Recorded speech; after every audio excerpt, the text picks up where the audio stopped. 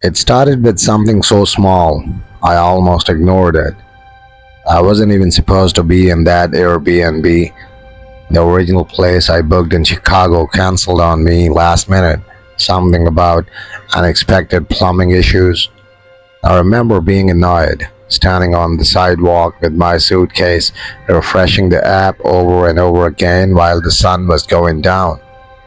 That's when I found this place. It was cheaper than everything else in the area. Too cheap, honestly. But it had good reviews, 4.8 stars, over 100 ratings, clean photos, minimalist setup, the kind of place that looks better in pictures than real life. Still, I booked it.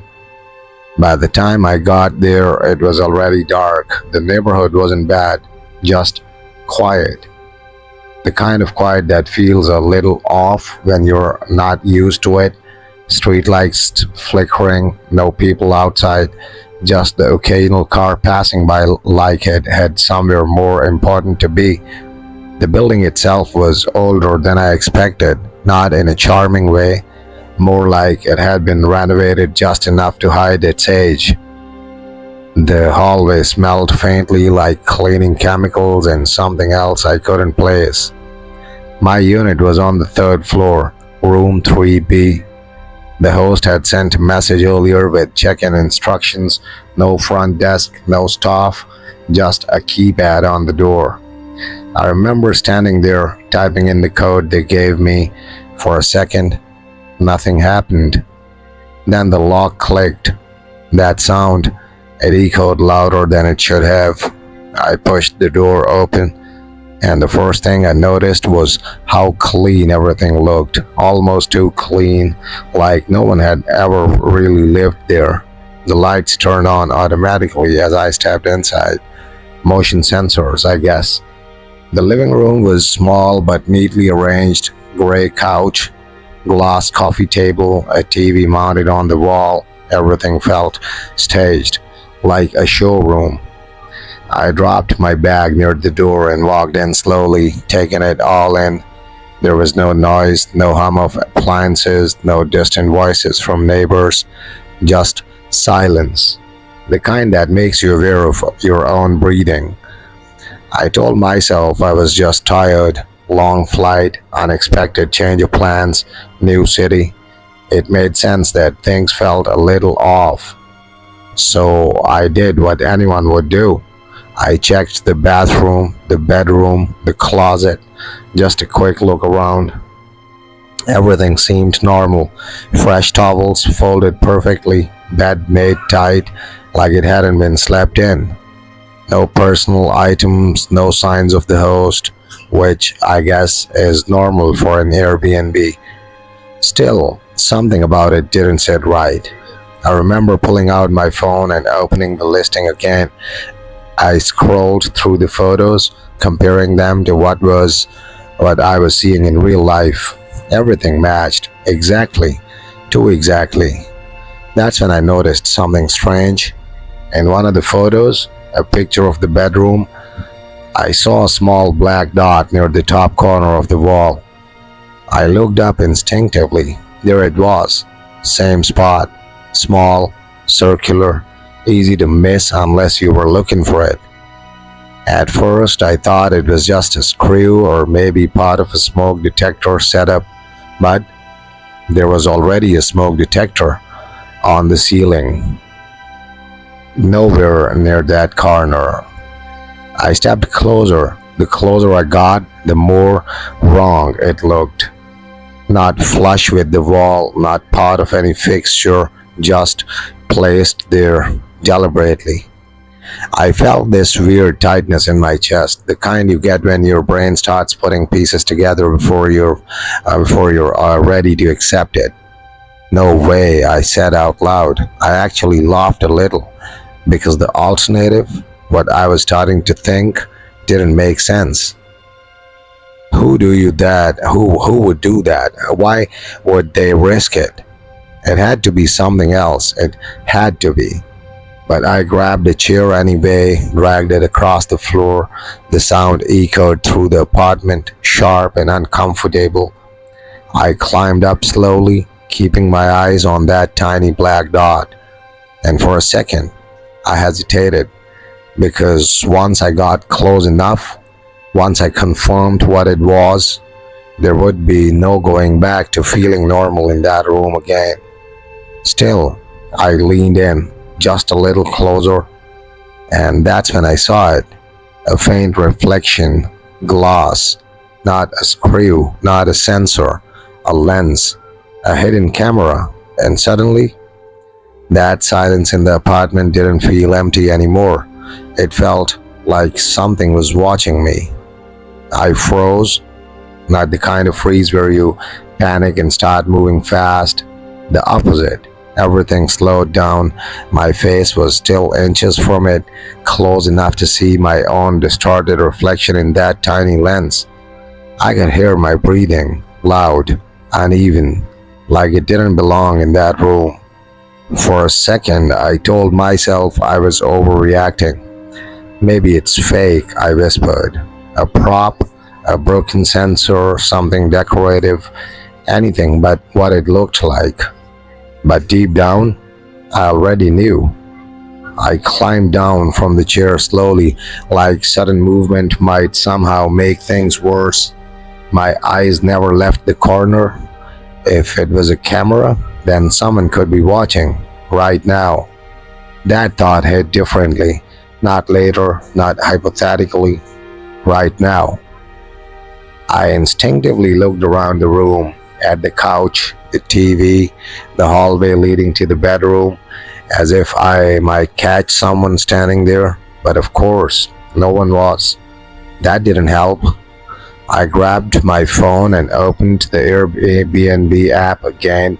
My hands weren't shaking yet, but they felt off, like they weren't fully under my control. The host's name was Daniel. No profile picture, just a gray circle with a D in it. Joined in 2021. Superhost. That word suddenly felt like a joke. I tapped on the message thread.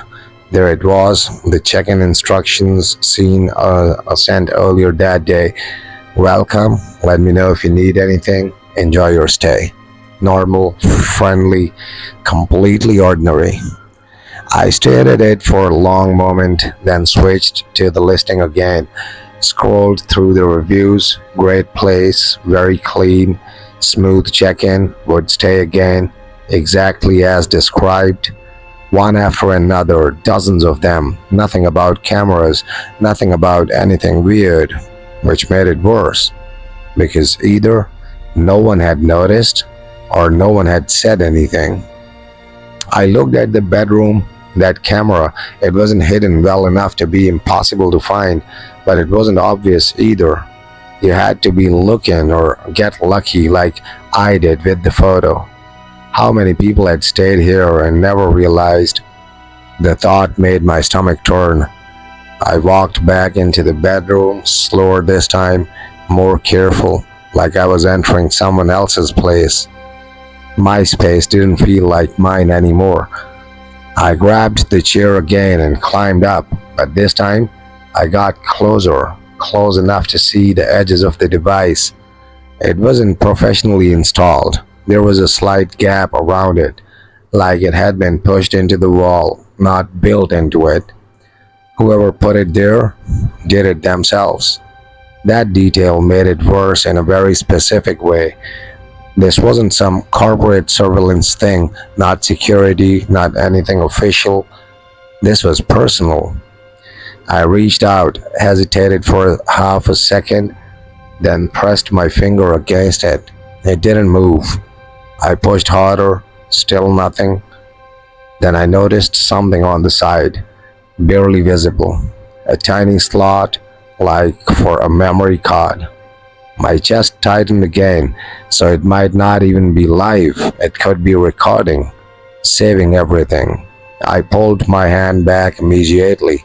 Suddenly, touching it felt like I was messing with evidence, or worse, alerting whoever put it there. That thought hit me hard. If someone was watching this remotely, they would have seen me find it. They would have seen me climb up, inspect it. They would have known They would know what that I know. I stepped down from the chair quickly this time. My heart was beating faster now, too fast. I turned in a slow circle, scanning the room again, and that's when a new thought crept in. One that was much worse than the first. If there was one camera, there could be more. I felt it immediately, that shift from a single problem to something much bigger. My eyes moved to the smoke detector, then to the air vent, then to the TV. Anywhere someone could hide something small, something easy to miss. Now I grabbed my phone and turned on the flashlight. The beam cut through the dim room as I started checking everything. Corners, shelves, behind the TV, nothing. At least, nothing obvious. But that didn't mean anything anymore. I walked back into the living room, same process, walls, ceiling, decorative pieces. Everything looked normal. Too normal.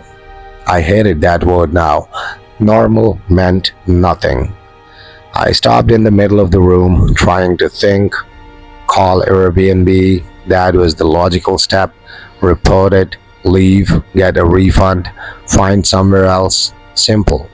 So why wasn't I doing it? Because something didn't add up.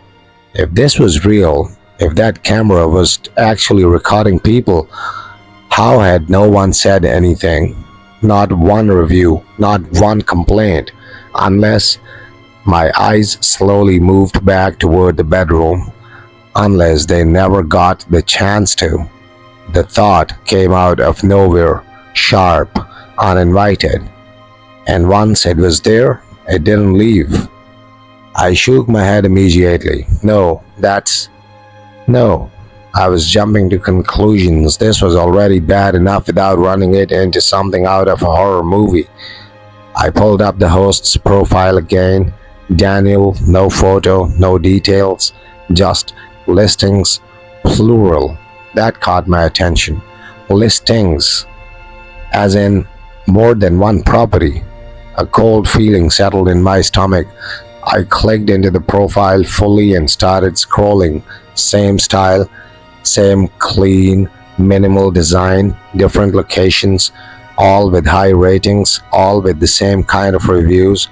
And suddenly, this didn't feel like a one-time thing anymore. I kept scrolling. One listing turned into five turned into 10. Different cities, same style, same tone in the descriptions, clean, modern, perfect for a comfortable stay. It was like reading the same place over and over again, just in different locations. My thumb slowed, then stopped. One of the listings looked exactly like the one I was in. Same gray couch, same glass table, same layout. Only the title said it was in Detroit. I frowned and tapped into it. The photos loaded, and there it was.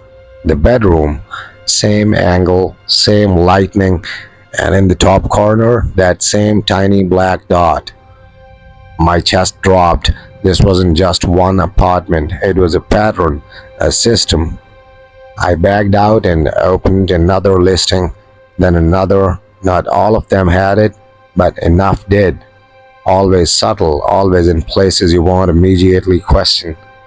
Bedroom corners, living room shelves, once even inside what looked like a smoke detector. My mouth felt dry. This wasn't random. Whoever Daniel was, this was intentional, organized. I locked my phone and just stood there for a second, trying to process it. The silence in the apartment felt heavier now, like it was pressing in. I suddenly became very aware of where I was standing, right in the middle of the living room, out in the open. If there were cameras here too, I was fully visible. I moved, fast, back toward the bedroom, then stopped myself halfway. That didn't make sense either. If there were cameras in the both rooms, there was no safe place, the bathroom. That was the only spot that made any sense. I walked quickly, almost instinctively, and stepped inside, closed the door behind me, locked it. Then I just stood there, staring at my own reflection. I looked different, paler, tense, like I hadn't fully caught up to what was happening yet. I turned off the light and turned on my phone flashlight again, scanning the bathroom carefully. Mirror edges, ceiling, vent, nothing. At least nothing obvious. I exhaled slowly. This was the first place that felt even slightly contained. I pulled out my phone again. Airbnb support. My thumb hovered over the button. This time, I was actually going to press it, but then my phone buzzed. I flinched. Actually flinched. I looked down. A notification from Airbnb. My stomach tightened as I opened it. It was a message from the host, from Daniel. "Hey, everything okay with your check-in?" I stared at the screen. The timing, it didn't feel random, not even a little. I hadn't messaged him. I hadn't left a review. There was no reason for him to reach out right now, unless.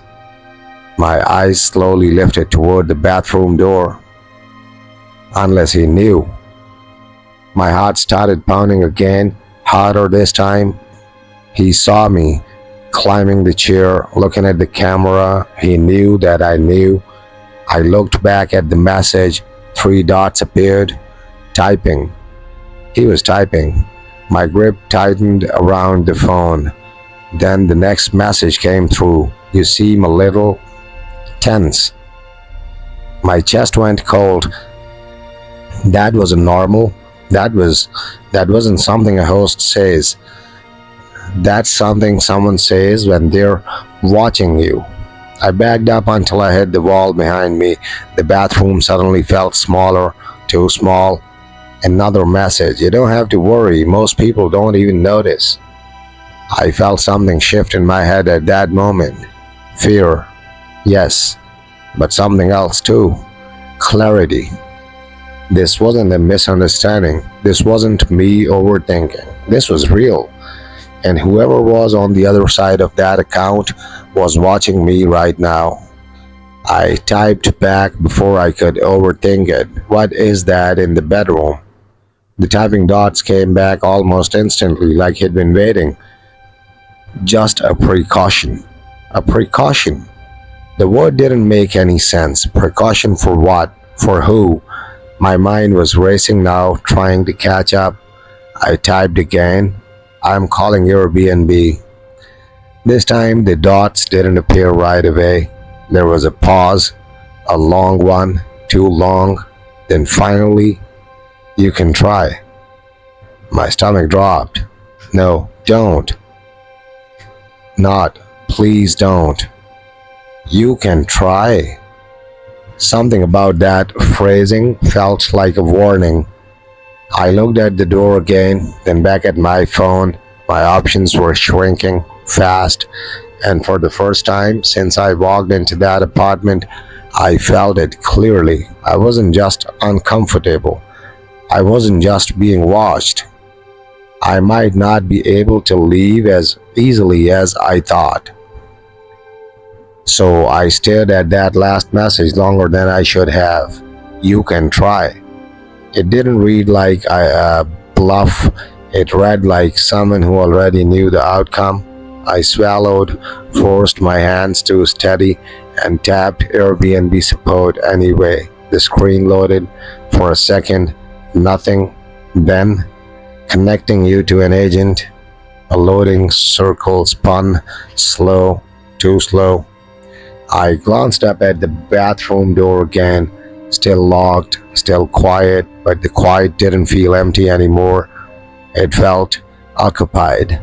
My phone buzzed again. Another message from Daniel. "You locked yourself in the bathroom." My throat tightened. There was no camera in there. I checked. I was sure of it. So how? I turned slowly, eyes scanning the ceiling again, the vent, the mirror. Nothing. Then how did he? My thoughts cut off. Sound very faint from outside, a soft movement like something brushing against the front door. I froze completely, listened, nothing. Then a subtle metallic sound, a key or something like it. My heart slammed against my ribs.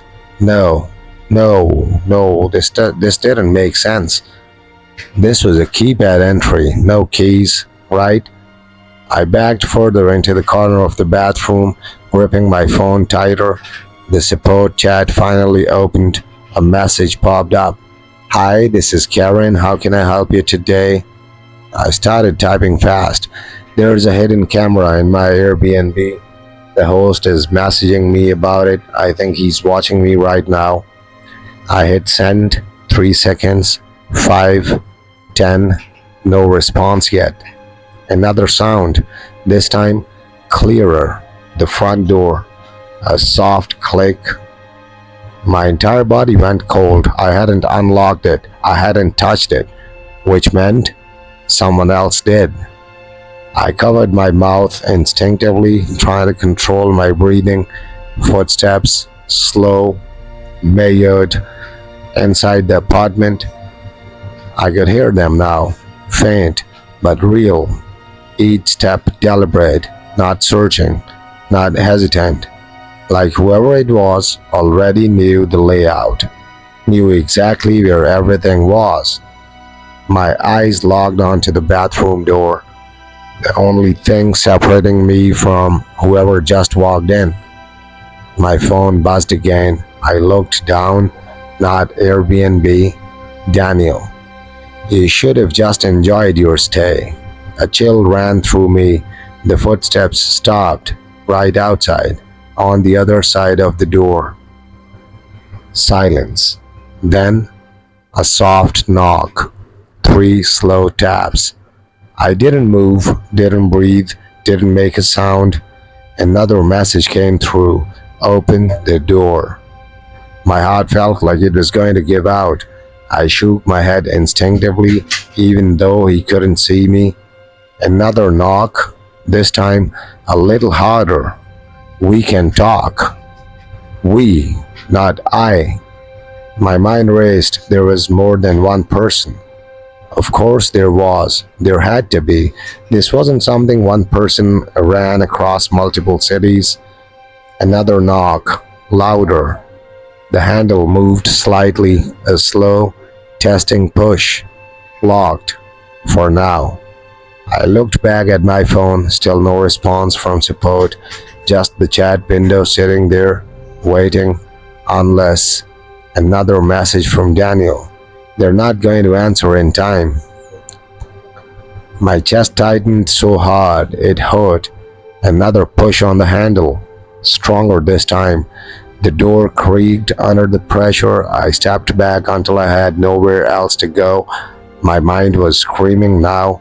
Think, do something, anything. And then it hit me, the window. I turned quickly, small, frosted glass, but it opened. Maybe not meant for escape, but right now it didn't matter. I rushed toward it, hands fumbling with the latch. Behind me, a loud bang against the door. The lock held, barely. Another bang, harder. The wood splintered slightly near the frame. Stop! The message came through just as I got the window open a few inches. Cold air rushed in, real air, outside, freedom. Another bang. The door cracked this time, a visible split near the handle. I didn't think anymore. I pushed the window open wider, ignoring how tight the space was. It didn't matter. Nothing mattered except getting out. Another hit. The door gave more. A piece of wood snapped off. I could see the handle shifting now, breaking. I pulled myself up, forcing my shoulders through the opening. Glass edges scraped against my jacket. Behind me, the door burst open, loud, violent. I didn't turn around. I didn't want to see who was standing there. I just pushed harder, and dropped. The fall knocked the air out of me. For a second, I couldn't breathe. I hit the ground hard, shoulder first, then my side, pulling onto cold pavement behind the building. Pain shot through my arm, sharp and immediate, but adrenaline drowned most of it out. I gasped, pulling in air like I'd been underwater too long. Then I heard it, shouting from above. I looked up instinctively, the bathroom window. A figure leaned out, just for a second, dark, unclear, but definitely there, watching. My body reacted before my mind did. I scrambled to my feet and ran. Didn't think about direction, didn't check where I was going, just ran along the narrow alley behind the building, shoes slamming against the ground, breath uneven, heart completely out of control. I expected footsteps behind me at any second, but none came. That didn't slow me down. If anything, it made it worse because it meant one of two things. Either they weren't chasing me, or they didn't need to. I turned the corner at the end of the alley and nearly slipped, catching myself against a wall before pushing forward again. Street, lights, a car passed, normal life. It felt unreal. I stepped out onto the sidewalk, trying not to look like someone who had just climbed out of a window and run for their life. My hands were shaking now, bad. I pulled out my phone, still connected, still working. And Airbnb support finally replied, "We're sorry to hear this. Can you provide more details about the issue?" I actually let out a short, disbelieving laugh. More details.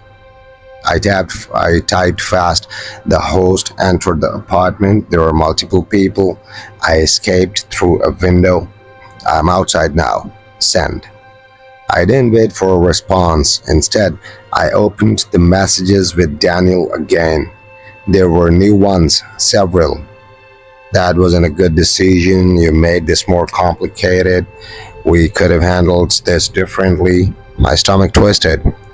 I looked up and down the street. People were around, but not many. A couple walking on the opposite side. Someone getting into their car. No one paying attention. No one noticing me. I suddenly felt exposed, like I was still being watched, just from farther away now. Another message came in. "Look behind you." I didn't, not immediately. Every instinct told me not to, but instinct wasn't exactly helping me anymore. Slowly, I turned. The building stood there, quiet, normal, just like before. No one at the window, no one at the entrance, nothing. And that somehow felt worse. My phone buzzed again. "We're not there anymore." A chill ran down my spine. Not there, meaning they were. Meaning they left. Quickly, efficiently, like this wasn't their first time. Airbnb support replied again, "This is very serious. We recommend contacting local authorities immediately. We will escalate this internally." Too late. Way too late. I backed away from the building step by step, then turned and walked faster, putting distance between me and that place. I didn't stop until I reached a brighter street. More people, open stores, noise. Safe, or at least safer. I leaned against a wall, trying to steady myself. That's when something clicked in my head, something I hadn't fully processed yet. I opened Daniel's profile again, scrolled, listings, different cities, same pattern, same setups, same possibility. This wasn't just about me. This had been happening, probably for a long time, and most people never knew, or worse, never got out the way I did. My phone buzzed again. One last message. "You weren't supposed to see that." I stared at it, read it twice, 3 times. Then the typing dots appeared again. I held my breath, but this time, no new messages came. The dots disappeared, And just like that, it was over. At least for them. For me, it was just starting to sink in. I didn't go back, not for my bag, not for anything. Whatever I left in that apartment didn't matter anymore. That night, I checked into a hotel, a real one. Front desk, cameras in plain sight, people everywhere. I barely slept. Every small noise pulled me awake, every shadow felt wrong. I kept replaying it all in my head. The camera, the messages, the knock on the door, that voice behind it. We can talk. I never heard it clearly, but I knew it was there. The next morning, I went straight to the police, told them everything, the listing, the messages, the camera, the break in. They listened, but I could tell. Part of them thought I was exaggerating or missing details, or just another bad Airbnb experience blown out of proportion. Until I showed them the messages. That changed things. Screenshots, timestamps, everything. They took it seriously after that. Filed a report, asked for the address, the host name, Daniel.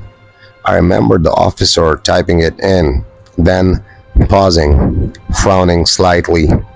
Are you sure that's the name on the account? I nodded.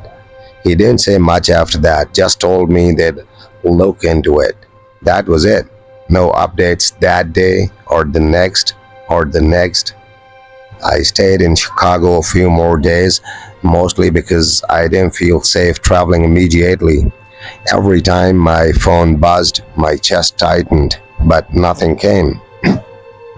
No messages, no unknown numbers, no Daniel. Eventually, I flew home, tried to move on, told myself it was over. For a while, it almost felt like it was. Until about 3 weeks later, I was lying in bed, scrolling through YouTube late at night, just trying to distract myself, when a video popped up in my recommendations. The title caught my attention immediately. Hidden cameras found in rental properties across multiple cities. My stomach dropped. I clicked it. The video was from a small channel, nothing big, the kind of content you almost skip, but I didn't. And as it played, everything started lining up. Different people, different locations, same kind of setups, tiny cameras, hidden in corners, vents, detectors. Most of them were found by accident, just like mine, but one detail stood out more than anything else. Some of the properties were no longer listed, taken down, removed without explanation, and in a few cases, the guests who reported them couldn't be contacted afterward. I sat up slowly, my heart was beating again, that same feeling, that same tightness. I grabbed my phone and opened Airbnb, searched for the listing. Gone, completely gone. No history, no record, nothing in my past trips. It was like it had never existed. I checked the messages, still there, but the profile picture was blank now. No name, no Daniel, just an empty account. I stared at the screen, trying to process it, trying to convince myself it meant something normal. Maybe the account was banned, maybe everything was being investigated, maybe my phone buzzed. A new notification, unknown number. I froze. Didn't open it right away, just stared at it. Then slowly, I tapped. It was a message, no greeting, no explanation, just one line. You left something behind. My chest went cold. I didn't reply, didn't move. Another message came through. Don't worry, we kept it safe. My mind raced, my bag, my clothes. No, no, that's not what they meant. It couldn't be, could it? I scrolled back through everything in my head, every moment, every second in that apartment. The living room, the bedroom, the camera, and then it hit me. Not something I left behind, something they took. something I never even realized I gave them. Time, footage. Every second I was in that apartment, recorded, saved, kept. My hands started shaking again, worse than before. The final message came in, and this one, I'll never forget. You should have just enjoyed your stay. I changed my number that next day, deleted the app, tried to cut every possible connection. But here's the thing, you can leave a place, you can block a number, you can even convince yourself it's over. But you can't undo something once it's been seen, once it's been recorded, and somewhere I know it still exists. Whatever they were doing, whoever they really are, it didn't end with me, and it doesn't end that easily as well. So if you ever book a place anywhere and something feels even slightly off, don't ignore it, because I almost did. And if I had, I probably won't be here telling you this story. I am Fred, and some stories don't stay where they happen.